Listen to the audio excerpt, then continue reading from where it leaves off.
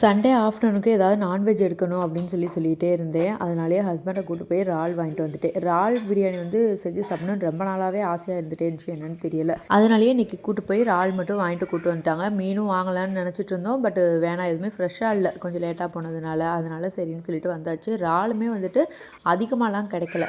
ஏன் அப்படின்னா, காலையில் வெள்ளனா போயிருந்தோம்னா கிடைக்கும். நாங்கள் சர்ச்சுக்கெலாம் போயிட்டு போனதுனால கொஞ்சம் கம்மியான குவான்டிட்டியில் தான் கிடச்சிது. சரின்னு வாங்கிட்டு வந்தாச்சு. அதை மட்டும் செஞ்சு சாப்பிட்டுக்கலாம் அப்படின்னு சொல்லிட்டு நான் வந்துட்டு முந்தின நாளே பிளான் போட்டு வச்சுட்டேன். அதனால தான் தயிர்லாம் வீட்டில் ஒரே ஊற்றி வச்சுட்டேன். அப்போ நான் தான் டேஸ்ட் இன்னும் கொஞ்சம் நல்லா வரும் அப்படிங்கிறதுக்காக. ஃபஸ்ட்லாம் வந்துட்டு எனக்கு சீ ஃபுட் அப்படின்னாலே மீன் தான் ரொம்ப பிடிக்கும். பட் இப்போ என்னன்னு தெரியல, ரீசெண்ட் டேஸில் வந்துட்டு இறால் ரொம்ப பிடிச்சிருக்கு.